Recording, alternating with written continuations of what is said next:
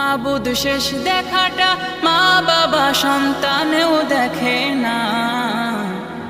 এমন মরণ মাওলা তুমি কাউকে দিও না, এমন মরণ মাওলা তুমি কাউকে দিও না।